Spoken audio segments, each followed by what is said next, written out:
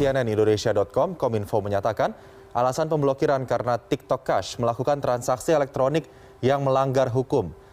Juru bicara Kementerian Kominfo, Dedi Permadi, menyatakan media TikTok Cash kini tengah dalam proses pemblokiran. Sementara itu, TikTok Indonesia menegaskan melalui laman Instagram resminya bahwa TikTok Cash tidak berafiliasi dengan platform TikTok.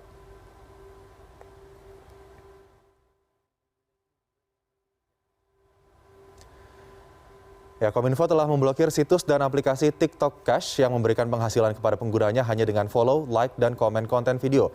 Pemblokiran dilakukan berdasarkan permintaan dari Satgas Waspada Investasi OJK.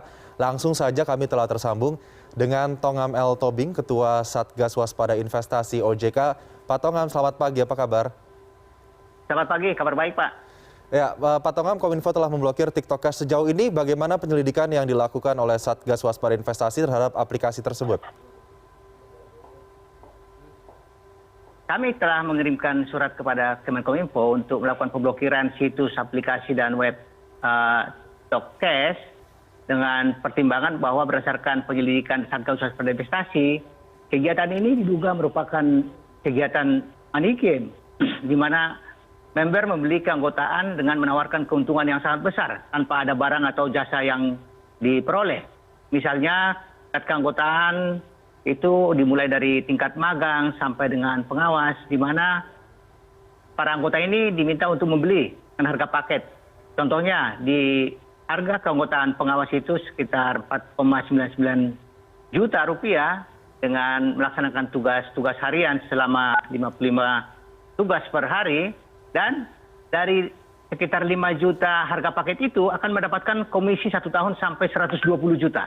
Wow. Nah, kegiatan TikTok Cash ini memberikan bonus kepada member dengan melakukan tugas harian, yaitu follow akun, like, nonton video TikTok, dan screenshot hasil tugas untuk dilaporkan pada akun member. Jadi karena ada kegiatan ini tentunya dilakukan dengan membeli keanggotaan yang menawarkan keuntungan sangat besar. Okay. Kemudian yang kedua, kegiatan ini juga melakukan sistem referral, di mana member ini mengajak member yang lain untuk masuk, dan mereka yang mengajak ini akan mendapatkan bonus yang sangat besar jika berhasil mengajak member yang banyak.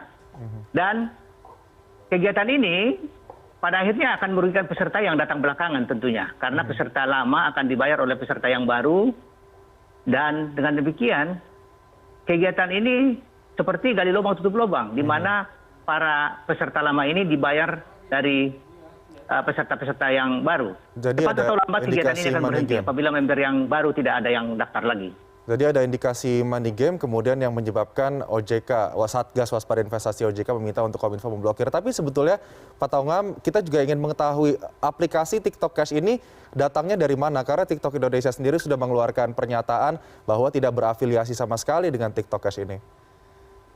Ya, TikTok Cash ini sesuai dengan konfirmasi dari TikTok memang tidak ada kaitan dengan TikTok Cash, di mana TikTok Cash ini memanfaatkan media TikTok untuk melakukan kegiatan-kegiatannya di Indonesia.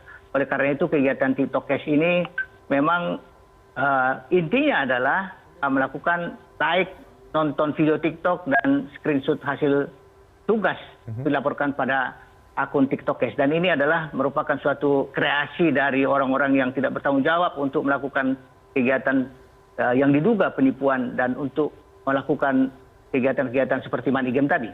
Artinya dia bukan aplikasi yang berasal dari Indonesia? Kelihatannya memang ini masih dalam penyelidikan. Okay. Ini adalah kegiatan-kegiatan yang berasal dari luar. Tapi kami masih melanjutkan penyelidikan mengenai kegiatan TikTok Cash ini. Pak Tongam, sebelumnya juga disebutkan terkait dengan ekonomi internet selebriti. Ini sebetulnya berdasarkan penyelidikan dari SWI, ekonomi internet selebriti ini apa, Pak Tongam? Apakah kemudian ini bisa menarik aplikasi-aplikasi sejenis lainnya yang kemudian bisa memberikan win-win solution antara aplikasi seperti TikTok Cash atau aplikasi yang bermain money game lainnya dengan pengguna, begitu, sehingga ada mutual lah di antara keduanya? Ya, saat ini memang sangat banyak konten-konten yang menarik yang bisa mendapatkan keuntungan dari aplikasi-aplikasi yang menawarkan seperti TikTok, YouTube, kegiatan-kegiatan lainnya. Nah, kegiatan-kegiatan ini memang sangat diharapkan oleh masyarakat untuk menambah penghasilan, di mana konten-konten yang menarik ini bisa ditonton oleh banyak penonton, kemudian di-follow, kemudian mereka akan menonton iklan di sana. Dan para pemilik konten ini juga mendapatkan uang dari sana. Tetapi kegiatan yang dilakukan TikTok, YouTube ini salah gunakan oleh orang-orang tertentu, di mana mereka menawarkan sistem keanggotaan yang pada dasarnya tidak dilakukan oleh TikTok atau YouTube. Jadi mereka melakukan rekrutan anggota, di mana para anggota untuk masuk menjadi penonton atau like atau pemilik konten membayar terlebih dahulu berdasarkan tingkat keanggotaan. Dan ini akan dibayar berdasarkan jumlah pembayaran dari tingkat keanggotaan tersebut. Semakin tinggi tingkat keanggotaan, semakin tinggi bayarannya. Jadi kegiatan ini memang memanfaatkan peluang-peluang bisnis yang dilakukan secara legal dan diduga ini merupakan kegiatan yang justru merugikan masyarakat. Ya, Pak Tongam, tapi saat ini sudah banyak masyarakat yang telah mendapatkan uang dari aplikasi itu. Tapi tentunya juga ada masyarakat yang setelah pemblokiran ini mereka sudah menyetorkan uang, tapi akhirnya tidak mendapatkan keuntungan sama sekali. Begitu. Ini saran dari Satgas Waspada Investasi. Ya, kami juga selalu menyarankan kepada masyarakat agar berpikir secara rasional, karena kami dalam sosialisasi edukasi ke masyarakat selalu mengutamakan simplifikasi dengan 2L, di mana apabila ada penawaran yang sangat menggiurkan, memberikan hasil yang sangat tinggi, agar dicek 2L, legal dan logis. Legal artinya cek izinnya, izin kegiatannya, izin badan usahanya, izin produknya, kalau tidak ada, agar tidak diikuti. Kemudian secara logis, irasionalitas imbal hasilnya, di mana dalam TikTok Cash ini, contohnya dalam paket pengawas, kita diminta untuk membeli keanggotaan sekitar 5 juta, dan mendapatkan hasil 120 juta dalam 1 tahun, ini sangat tidak masuk akal tentunya. Walaupun mungkin ada beberapa anggota yang awal masuk mendapatkan beberapa keuntungan, tentu ada yang dirugikan pada peserta-peserta yang datang belakangan. Karena itu kami menghimbau kepada masyarakat agar kegiatan-kegiatan yang menawarkan keuntungan yang sangat besar tanpa ada jasa atau barang yang dijual, itu adalah kegiatan yang diduga adalah penipuan dan akan merugikan peserta-peserta yang datang belakangan. Nah, sebetulnya jenis money game atau mungkin skema Ponzi begitu masyarakat lebih awam mendengarnya, mengetahuinya ya Pak Tongam, ini sudah sering terjadi ya. Sebelumnya ada let's say First Travel ataupun aplikasi VTube begitu. Nah, sanksi yang diberikan kepada aplikasi yang kemudian ilegal tersebut apa Pak Tongam? Ya, beberapa kegiatan money game yang sudah masuk proses hukum dan sudah dihukum itu, contohnya ada Wondermind di Jayapura, kemudian ada Dream for Freedom, dan ada beberapa koperasi-koperasi. Nah, ini memang masuk ke ranah hukum, di mana kegiatan-kegiatan ini merupakan pelanggaran terhadap undang-undang.